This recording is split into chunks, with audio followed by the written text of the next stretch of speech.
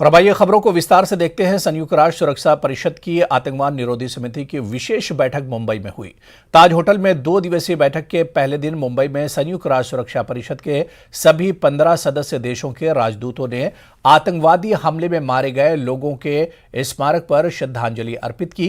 विदेश मंत्री doctor S Jaishankar ने संयुक्त राष्ट्र सुरक्षा परिषद के सदस्य देशों और संयुक्त राष्ट्र के वरिष्ठ अधिकारियों के साथ 26/11 स्मारक स्थल पर पुष्प चक्र अर्पित करने के बाद पीड़ितों की याद में 1 मिनट का मौन रखा। एस जयशंकर ने इस बैठक के दौरान आतंकवाद के खिलाफ कड़ा रुख दिखाते हुए चीन पाकिस्तान को आड़े हाथों लिया। उन्होंने यूएन को घेरते हुए कहा कि आतंकवाद को लेकर जो कार्य किए जाने थे उन्हें अब तक पूरा नहीं किया गया।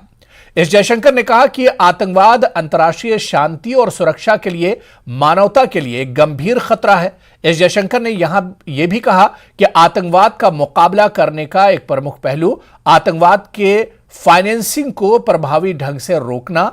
अगले दिन की बैठक राजधानी दिल्ली में होगी, जिसमें चीन के राजनयिक भी हिस्सा लेंगे। In another month, we will be observing the 14th anniversary of these ghastly attacks on Mumbai in November 2008. While one of the terrorists was captured alive, prosecuted and convicted by the highest court in India, the key conspirators and planners of the 26/11 attacks continue to remain protected and unpunished. When it comes to proscribing some of these terrorists, the Security Council has regrettably been unable to act in some cases because of political considerations. This undermines our collective credibility and our collective interests. PM Modi ने हरियाणा में चल रहे सभी राज्यों के गृह मंत्रियों के लिए आयोजित 2 दिवसीय चिंतन शिविर का वीडियो कॉन्फ्रेंसिंग के जरिए संबोधित किया। इस दौरान प्रधानमंत्री मोदी ने पुलिस के लिए एक राष्ट्र एक वर्दी का विचार साझा किया। मोदी ने कहा कि इससे थोपना नहीं चाहिए, बल्कि इस पर विचार करना चाहिए। पीएम मोदी ने कहा कि एक राष्ट्र एक वर्दी पुलिस के लिए केवल एक विचार है, वो इसे किसी पर थोपने की कोशिश नहीं कर रहे हैं, बस इसके लिए एक विचार दें। हो सकता है कि ये 5, 50 या 100 सालों में हो। पीएम मोदी का मानना है कि देश भर में पुलिस की पहचान एक समान होनी चाहिए।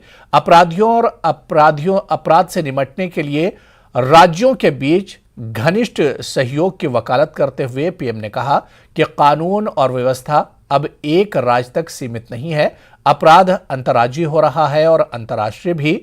प्रौद्योगिकी के साथ अपराधियों के पास अब हमारी सीमाओं से परे अपराध करने की शक्ति है। ऐसे में सभी राज्यों और केंद्र की एजेंसियों के बीच समन्वय होना जरूरी है। उन्होंने बुद्धिजीवियों पर निशाना साधते हुए कहा कि देश में बंदूक वाला नक्सलवाद भी है और कलम वाला नक्सलवाद भी। एक और विषय हमारे देश की पुलिस के लिए महत्वपूर्ण है।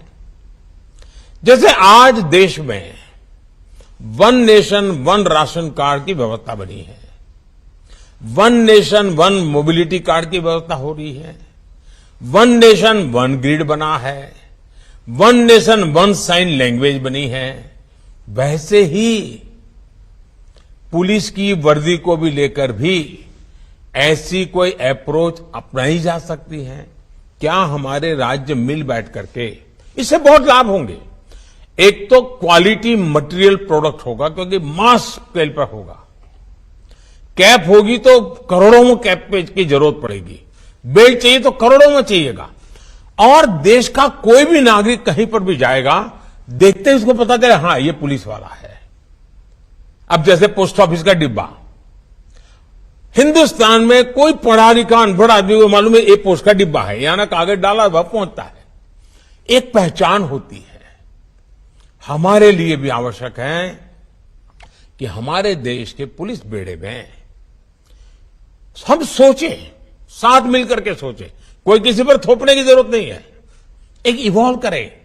आप देखिए बहुत बड़ा लाभ होगा और एक दूसरे की ताकत में इजाफा होगा।